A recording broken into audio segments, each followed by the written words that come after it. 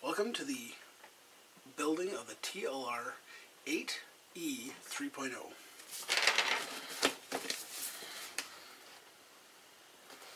Thank you to Rob for sponsoring this episode on my YouTube channel. This is his kit. I am going to build it for him. So when I'm done, this is his, of course, but I get to unbox it, build it, and show it to you guys. Alright guys, welcome back to building the 8 3.0 version E, or the E-Buggy. Notice X, got the little E in brackets. So here we go. This is bag A. We are on page 10. Going to build the linkage for the steering, attaching it with the servo horn, as well as connecting all the pieces for the servo saver.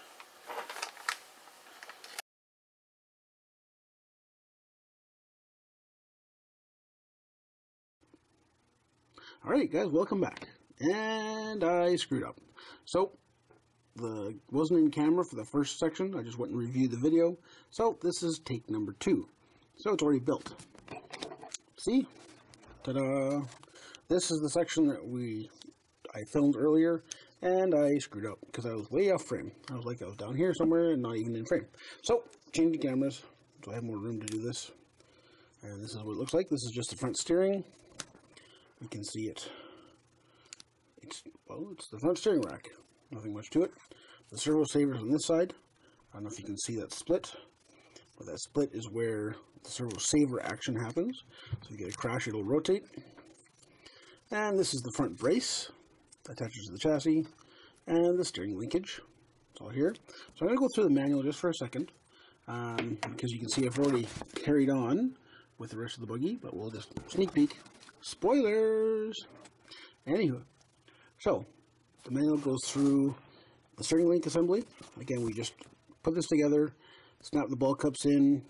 This one's got a nut driver on one end, so you can screw in half the threads, and the other half goes in. They give you a measurement here, total width. And if you have a set of calipers, you can measure that fairly quickly.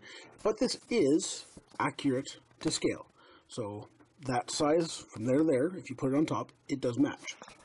They give you some part numbers. So again, with screws, if you need to match up the screw, if you're not sure which one it is, you can just put it on top, and you can get the length. Carrying on to A2, up here, is the actual assembly of the servo saver part, which has the tube. The spring is down here. Again, you have to pre-compress that spring. The retainer nut, which I put quite a bit of Loctite on, and the bottom of the servo saver, which has that little angle piece. Now, this brace, one key note, it's missing a key point of information on this whole piece. It says nothing in here, but what it does say is it's tighten the servo saver nut all the way down, then back off 5.5 turns. That, for me, does not work. You need to pre-compress the spring, put it in so it's about 0.5 millimeter below the bottom edge. If you look at the unit here, this nut, it's almost impossible to keep tightening that without using a pair of pliers. So right here, I don't know if you can see it on this camera here. Let's see if it'll focus. Focus, focus, focus. Come on, focus. Focus. Not going to focus. Alright, so you can see here we've got, and it's hard to, there we go, now it's focusing, about 0.5 millimeter between the silver part and the blue nut. And again, that's just to give so the nut won't rub on anything in case some rock gets in there.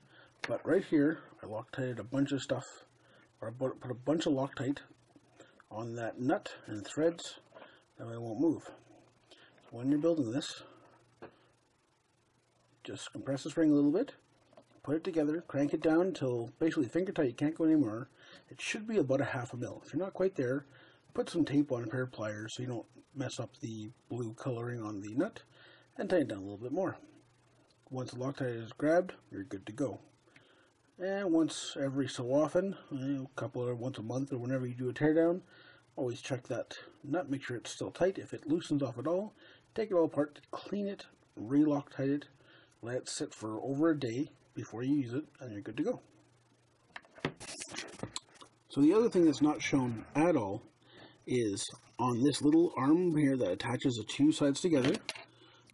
You can see it's right there. This arm that attaches the two linkages together, so you only have to move one to move both.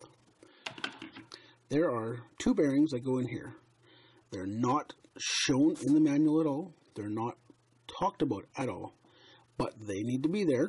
And on this arm, there's like a slight chamfer on one side. It's not even hardly detectable, but it's there. Put that side up. Again, the arc goes out away from the front of the car is over here, the back is over here. Put the bearings in so they sit the flange side down, and then these screws go on top of them. They don't show them there, but it needs to be there. Carrying on to the bottom section, again, the posts go on. There's a little weight piece, and they're telling you to clean and Loctite. Pretty straightforward. Last thing you talk about is the four bearings that go in the, oops, let's get it down where you can see it. The four bearings on the unit, the two on the bottom and two on the top under those two screws, one and two. And then mounting it on the chassis. Fairly straightforward. And that's what it looks like when it's all complete. Ta-da. And from there, we go into B. So I'm going to review the B footage now and see if I screwed it up. But that's number one. And where it goes on the chassis plate, again, spoilers, my pardon, is here's two slots. There's a slot here and a slot here. So it gets a little closer so you can see that. Hopefully it comes out. See how there's two grooves there? And this is where it goes. Where did I put it? There it is. And you'll see these two have corresponding flat pieces, hard to see. But anyway, this just goes over top. And there. Now, they don't talk about the top plate when you're putting this piece in, because the top plate goes in after you get the front clip in, which is part B, which we'll get into a little bit later. But again, you just put those two screws in the bottom, the one nut that goes in here, and the one nut back here. Turn the car over. There's a screw for the two screws for the posts are here and here. The one screw for the brace here, and the back screw for the brace. And then once you've done that, you're basically done that step. These two screws here are for that plastic piece that just goes on so these screws can go in and keep the chassis clean. But they're a place where you can add an optional weight. The Low-C sells a brass weight. I think it's like 20 grams or something that sits right in here, and just moves forward the weight of the car. So the balance is, instead of being more central, it's a little bit more forward. I think it moves the CG about, I don't know, 5 to 8 millimeters. It's not a lot, but it's enough to make a handling difference. So if you're on a track that requires a lot of steering, or you just need more steering, you can add the front, again, more steering on power, I should say, more steering on power. You can add the weight in the front. Alright guys, thanks for sticking around this long. Sorry I didn't have the right footage the first time, but I got it the second time. Even though it was already built, should be okay to understand. If you have any questions, put them down below. If you enjoyed it, please subscribe, like the video, comment, share. All those good things are great. Again, wait for the next videos to come out. We're going to do the front clip, the center differential, rear differential, all the A-arms. That'll all come up next in the next 2 or 3 videos. And I'll keep watching my channel. We'll talk to you later. Ciao for now.